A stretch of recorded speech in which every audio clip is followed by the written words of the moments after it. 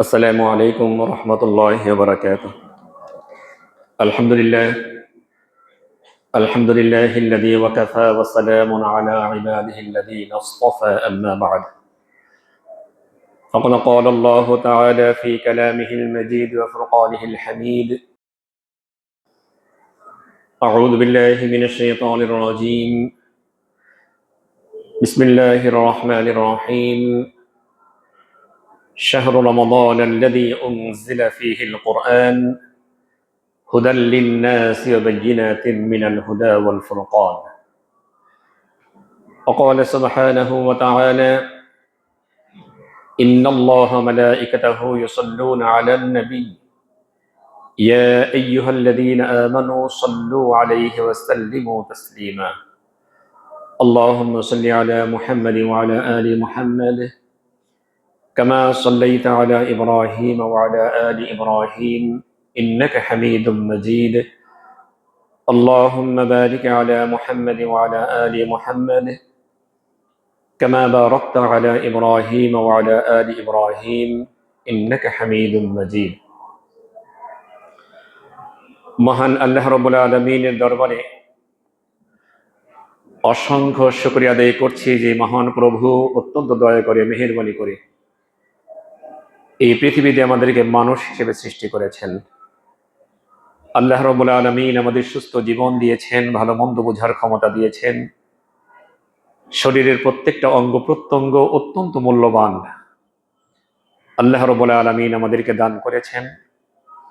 সর্বোপরি আল্লাহ পাক আমাদেরকে জন্মলগ্ন থেকেই মুসলমানদের দলভুক্ত করে দিয়েছেন, ইমানদারদের দলভুক্ত করে দিয়েছেন। সেই প্রভুর দরবারে শুকরিয়া আদায় করে সকলে মুহাব্বতের সঙ্গে বলি আলহামদুলিল্লাহ। দরুদ ও সালাম পেশ করছি বিশ্ব মানবতার মুক্তির দূত রহমাতুল লিল আলামিন বিশ্বনবী মুহাম্মদুর রাসূলুল্লাহ সাল্লাল্লাহু আলাইহি ওয়াসাল্লামের শানে, যাকে আল্লাহ রাব্বুল আলামিন সমগ্র বিশ্ব জগতের জন্য রহমত স্বরূপ পাঠিয়েছেন এবং যিনি সারা পৃথিবীর মানুষের জন্য একমাত্র কেবলমাত্র অনুসরণীয় অনুকরণীয় আদর্শ, যার আদর্শ গ্রহণ করার জন্য স্বয়ং আল্লাহ রাব্বুল আলামিন আমাদেরকে নির্দেশ দিয়েছেন, সেই নবীর শানে দরুদ ও সালাম পেশ করছি।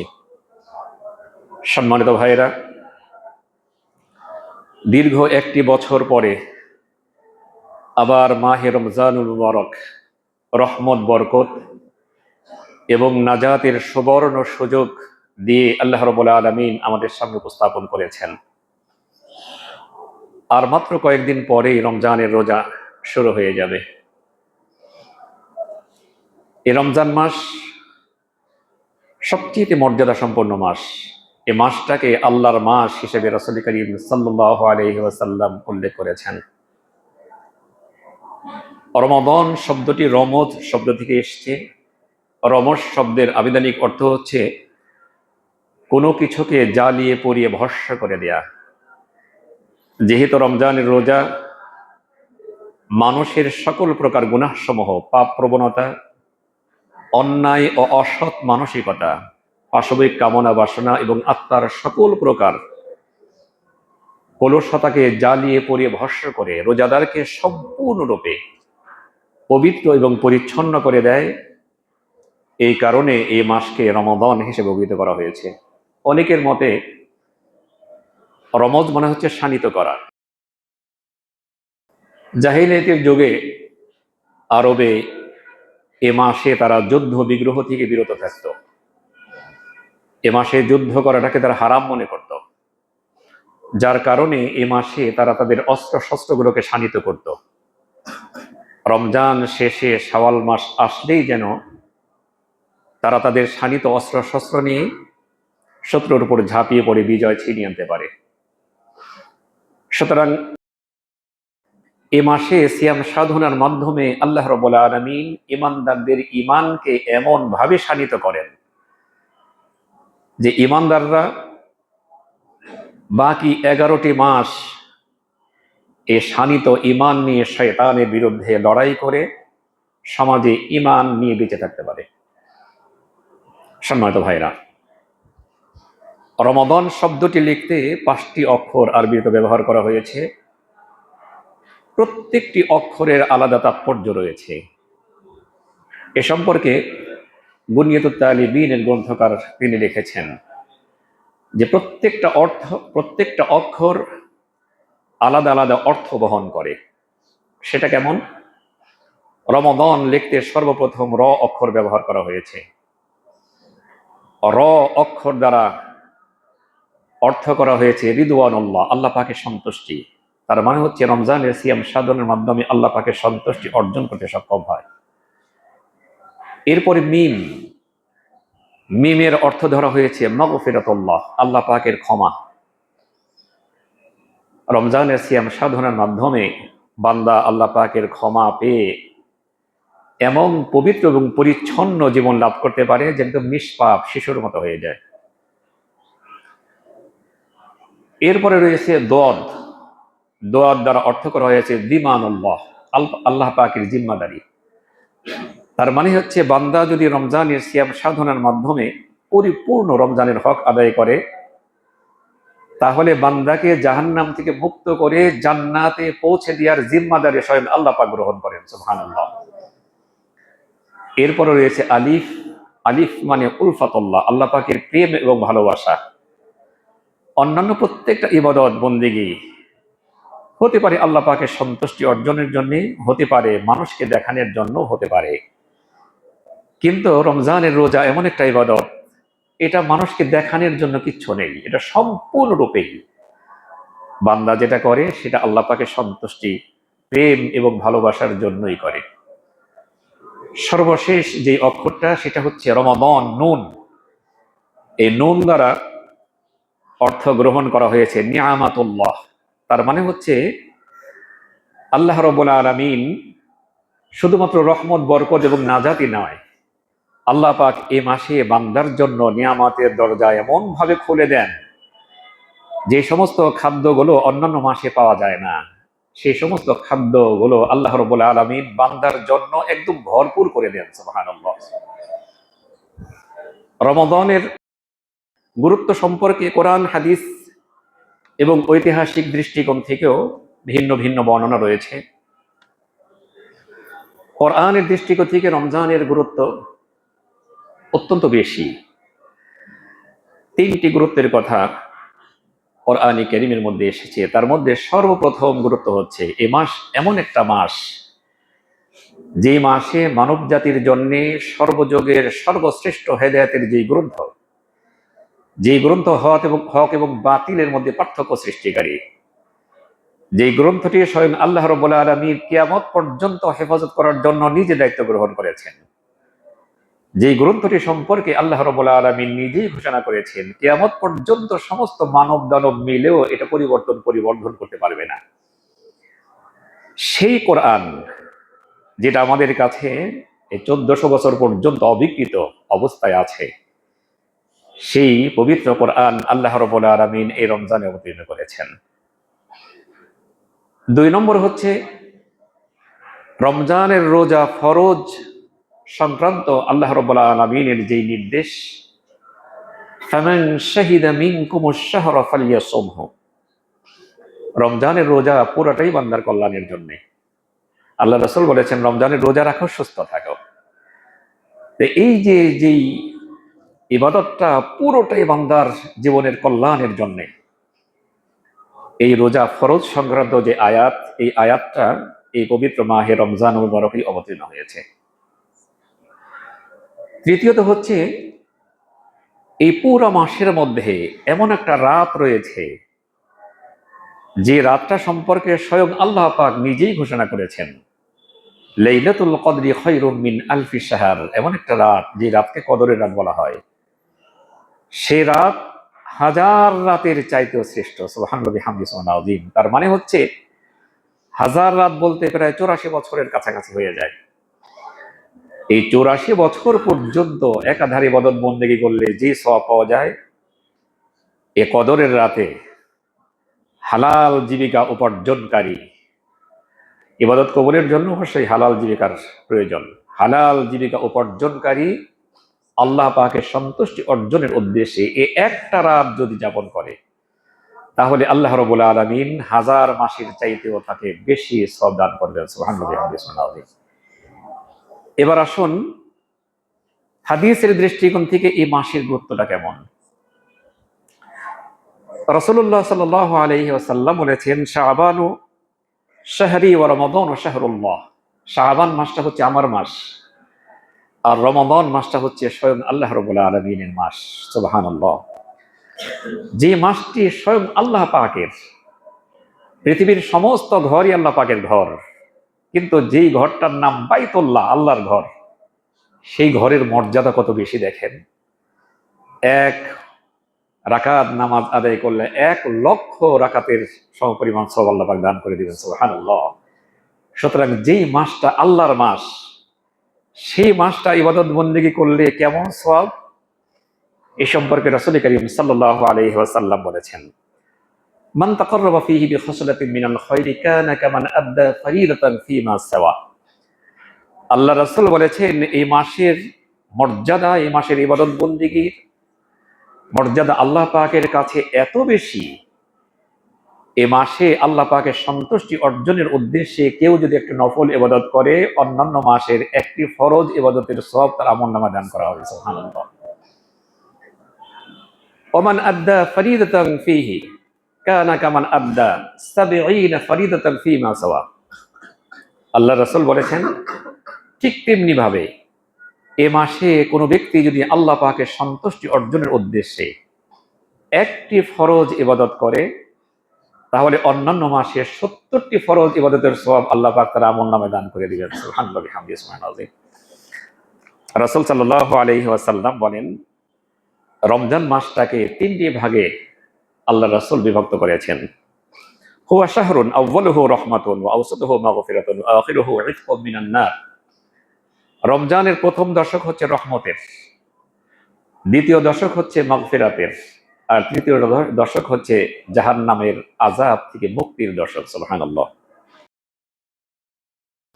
রাসূল সাল্লাল্লাহু আলাইহি ওয়াসাল্লাম তার পবিত্র জবানে বলেন, ইযা কানা আউয়ালু লাইলাতুন মিন শাহরি রমাদান সুফিতাতিশ শায়াতিন ওয়া মারাদাতিল জিন। রমজানের প্রথম রাত যখন শুরু হয়, চাঁদ ওঠার পরে, রমজানের চাঁদ ওঠার পরে প্রথম রাত যখন শুরু হয়ে যায়, রাসূল সাল্লাল্লাহু আলাইহি ওয়াসাল্লাম বলেন, সঙ্গে সঙ্গে আল্লাহ রাব্বুল আলামিন খারাপ জিনদেরকে শিকল দিয়ে আটকে ফেলেন, তাদেরকে বন্দী করে ফেলেন। ওয়াগুল্লিকাত আবওয়াবুন নার ফালাম ইফতাহ মিনহা বাবুন। জাহান্নামের সমস্ত দরজা বন্ধ করে দেওয়া হয়, জাহান্নামের একটি দরজাও আর খোলা থাকে না। সুবহানাল্লাহ বিহামদিহি সুবহানাল আযীম। ওয়া ফুতিহাত আবওয়াবুল জান্নাহ ফালাম ইউগলাক মিনহা বাবুন। আর জান্নাতের সমস্ত দরজা খুলে দেওয়া হয়, জান্নাতের একটি দরজাও আর বন্ধ থাকে না। সুবহানাল্লাহ। ওয়া ইউনাদি মুনাদি ইয়া বাগিয়াল খাইরি আকবিল ওয়া ইয়া বাগিয়াশ শাররি আকসির। আকাশ থেকে একজন আহ্বানকারী দুনিয়ার মানুষকে আহ্বান করে বলে, তোমরা যারা জীবনের কল্যাণ চাও, মঙ্গল চাও, জীবনটা সাফল্য মণ্ডিত হোক, এটা যারা তোমরা চাও, তোমরা সামনে অগ্রসর হও। তার মানে হচ্ছে ভালো কাজ দিয়ে জীবনটাকে গড়ো। আর তোমরা যারা জীবনটাকে ধ্বংস করে দিতে চাও, জীবনের অকল্যাণ চাও, অমঙ্গল চাও, শুধু নিজের জীবন নয়, পরিবার পরিজন সকলের জীবন যারা ধ্বংস করতে চাও, আল্লাহর রাসূল বলেন, ওই আহ্বানকারী বলেন, তোমরা এবার থেমে যাও, আর সামনে অগ্রসর হও না। রাসূল সাল্লাল্লাহু আলাইহি ওয়াসাল্লাম বলেন, ওয়ালিল্লাহি উতাকাউ মিনান নার ওয়া যালিকা কুল্লু লাইলা। এর প্রত্যেকটা রাতেই আল্লাহ রাব্বুল আলামিন বিশাল সংখ্যক মানুষকে জাহান্নামের তালিকা থেকে তাদের নাম মুছে দিয়ে জান্নাতের তালিকাভুক্ত করে দেন। সুবহানাল্লাহ। এত মর্যাদা, এত ফজিলত, এত রহমত, এত বরকত রাসূল সাল্লাল্লাহু আলাইহি ওয়াসাল্লাম এই মাসটা সম্পর্কে ঘোষণা করেছেন।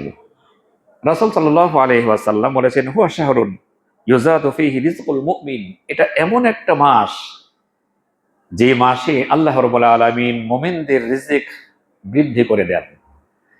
এই মাসটা সম্পূর্ণরূপে, প্রথমে গুনাহমুক্ত করতে হবে, সম্পূর্ণরূপে গুনাহমুক্ত। কোনো হারাম উপার্জন যেন আমার দেহে ঢুকতে না পারে, আমার পরিবারের ভিতরে ঢুকতে না পারে। কোনো হারাম, এই দুটি জিনিস সর্বপ্রথম চেক দেন।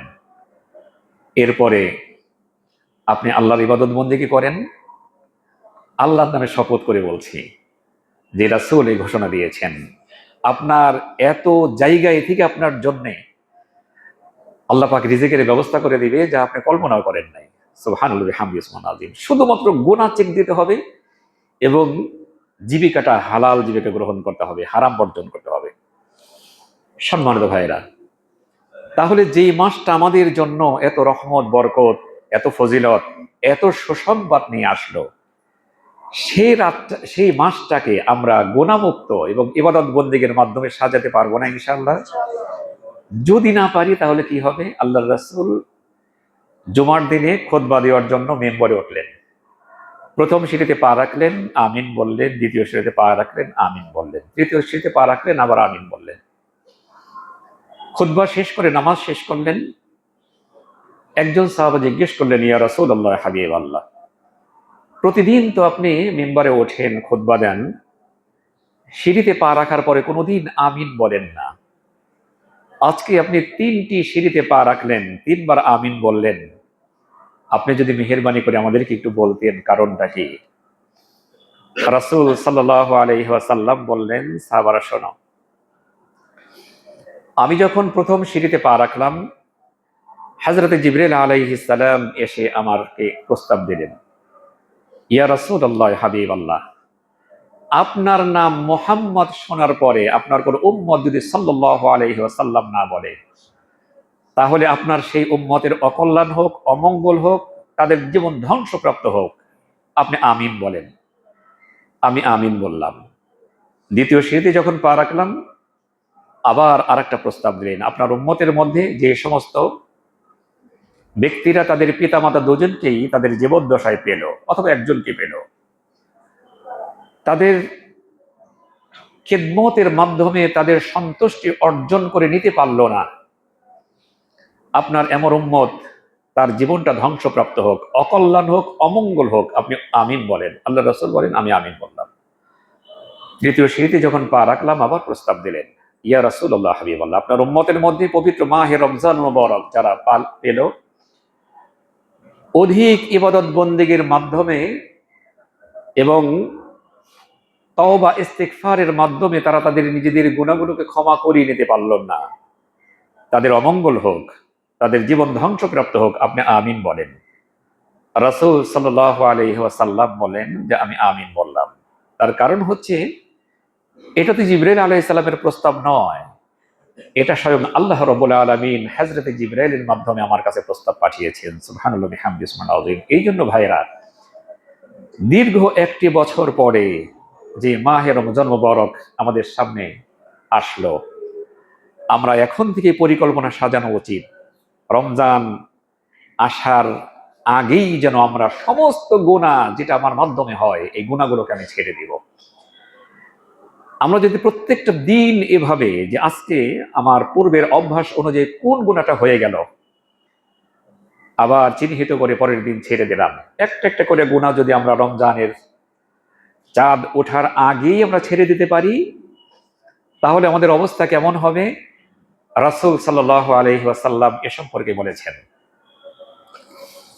আল্লাহ রাসূল বলেছেন, রমজানের প্রথম রাত, এই রাতে আল্লাহ রাব্বুল আলামিনের সুদৃষ্টি যে বান্দার উপর পড়বে, সেই বান্দার জন্য জাহান্নামের আগুন হারাম হয়ে যাবে। সুবহানাল্লাহ। তাহলে ওই আল্লাহ পাকের সুদৃষ্টি আমার উপর, আপনার উপর যেন পড়ে, সেই জন্যে আমাদের গুনাহগুলো চিহ্নিত করে এরপরে গুনাহগুলোকে আমাদের বর্জন করতে হবে।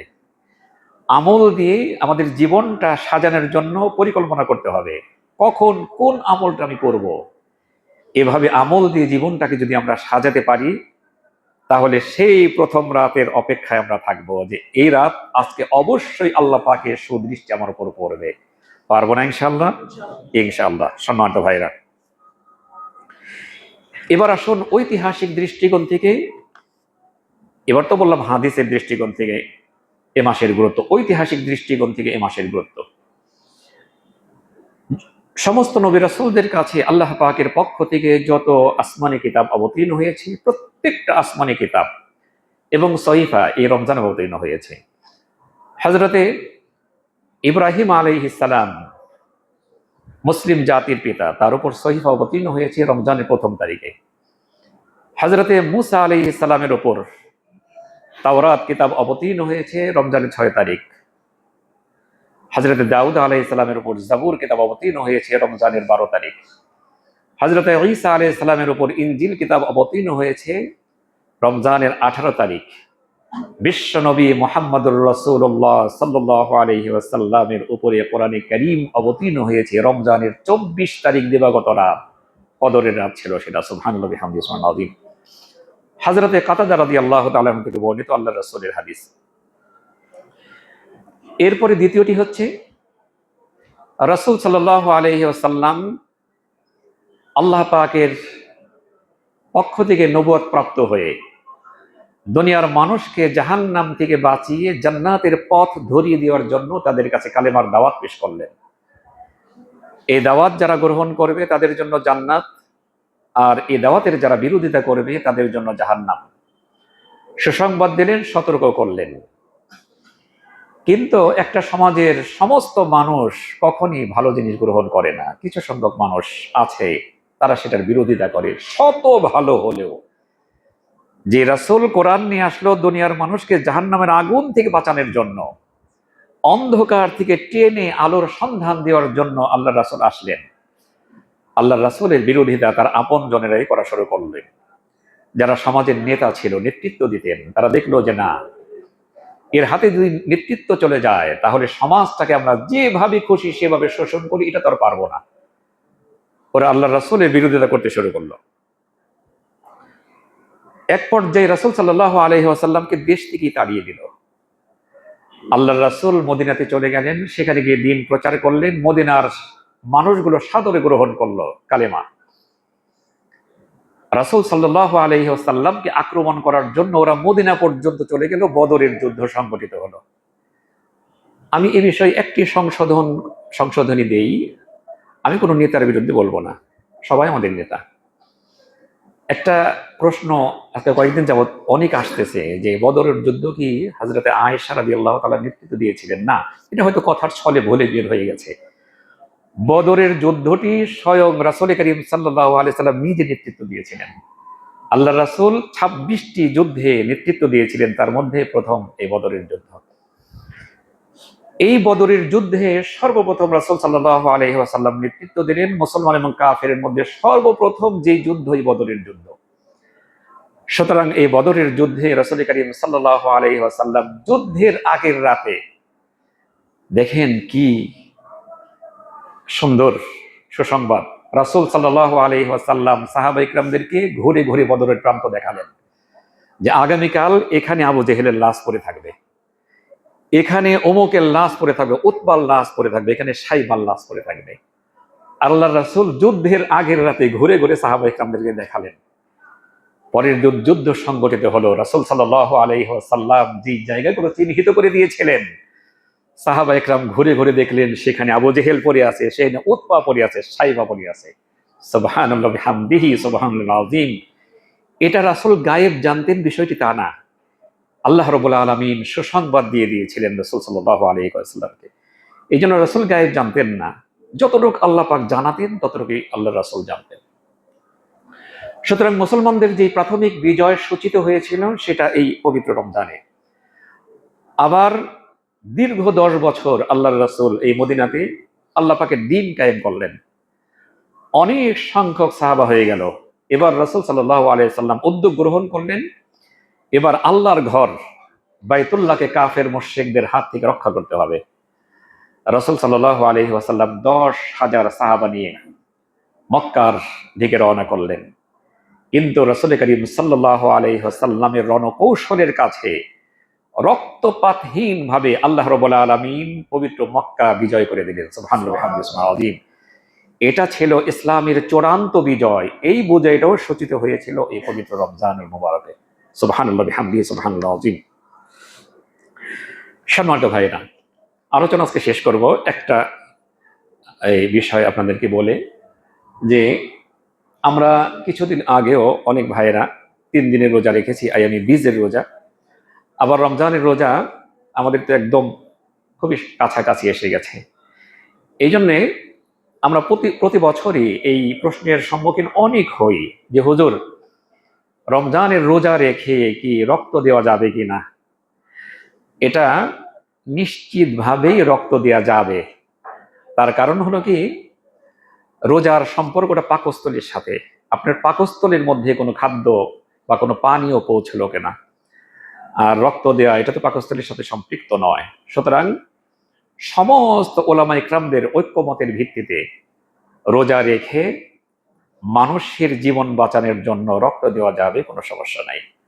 আল্লাহ রাব্বুল আলামিন আমাদের সামনে রহমত, বরকত এবং নাজাতের সুসংবাদ দিয়ে যে রমজান মোবারক এনে দিয়েছেন, এই রমজানে আমরা পরিপূর্ণ রমজানের হক আদায় করে জীবনের সমস্ত গুনাহগুলো যেন ক্ষমা করিয়ে নিতে পারি। আল্লাহ পাক যেন সেই তৌফিক দান করেন। সকলে বলে আমিন। ওয়া আখিরু দাওয়ানা আলহামদুলিল্লাহি রাব্বিল আলামিন। আসসালামু আলাইকুম ওয়া রাহমাতুল্লাহি ওয়া বারাকাতুহু।